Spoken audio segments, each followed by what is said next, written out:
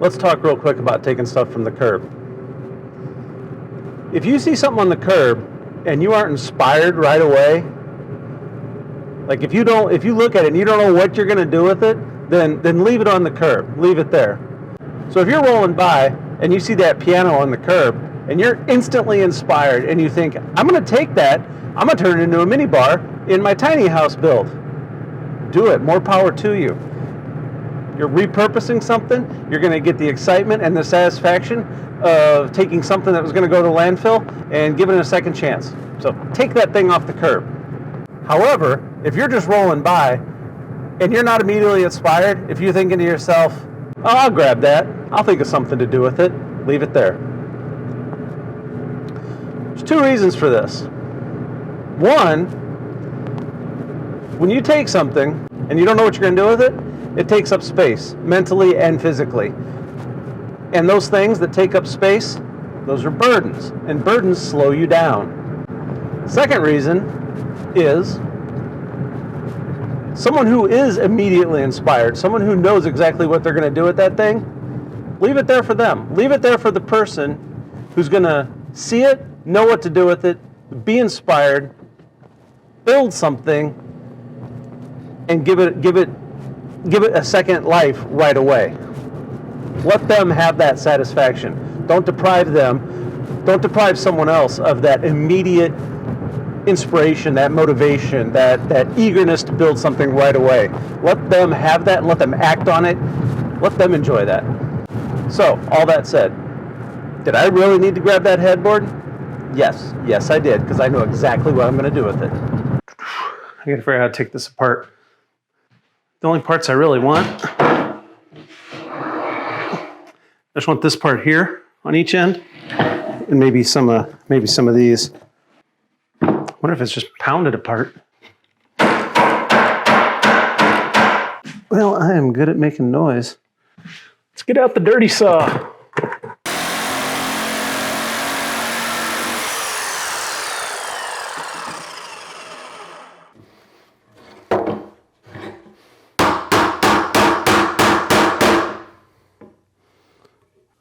If you can see right there, ka-chunk, ka-chunk, ka-chunk.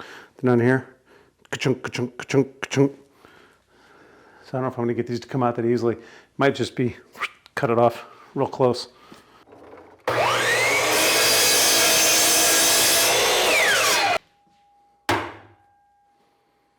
you haven't figured out yet, I'm making little candle holders, just Halloween decorations. Just a quick, easy, get it done and decorate.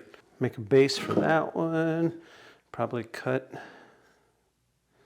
You know what I might do is I might not use this. I might have one tall one and like two short ones and make two out of this one. So there's a shorty like this and then a shorty like this. So instead we're gonna do this, have some height variation. This is too skinny because the candles are like that big around. That big around. That's too skinny.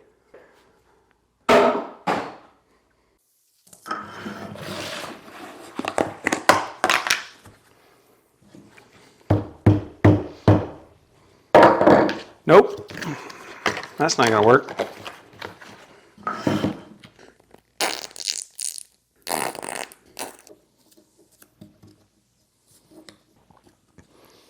Let these dry overnight. Give them a little rough sand tomorrow, spray paint them, and I'm in business. You can probably tell by this pile of spackle that spackle idea didn't work. I mean, it would have worked, but it would not have hardened until probably next Halloween. So plan B, I cut these little bits. They're gonna go in there. I just gotta sand the edges round and it'll look like that. And then sand it, paint it, and I'm done.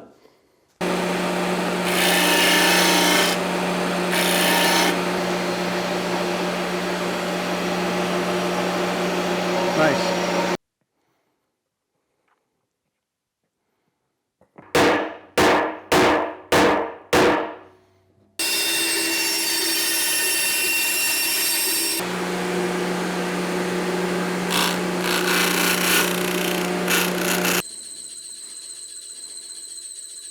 You hear that?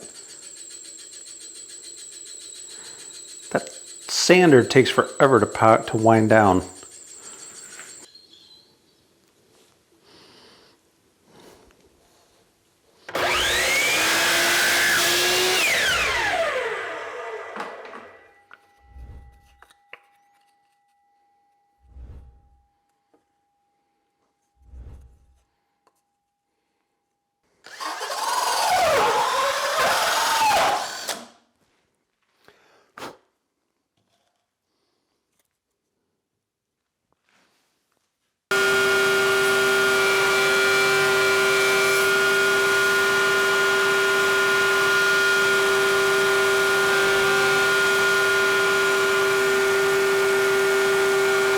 Yeah, I use some fancy tools on this. I got a router and I use my miter saw and my table saw, but I'm willing to bet you could go to a craft store and find circles and squares and mix and match and come up with some way to cobble together a series of Halloween decoration broomsticks like I have here.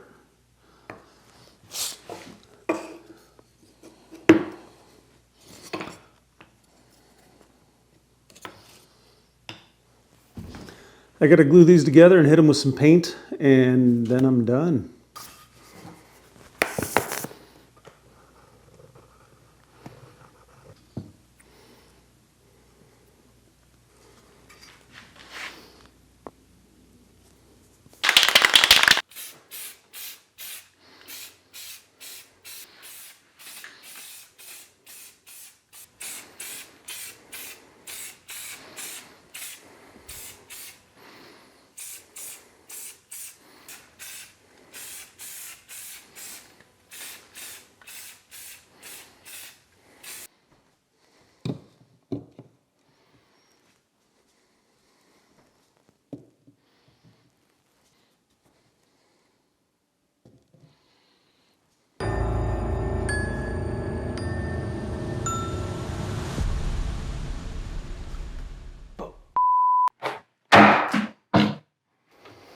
Would you like some fresh ground pepper?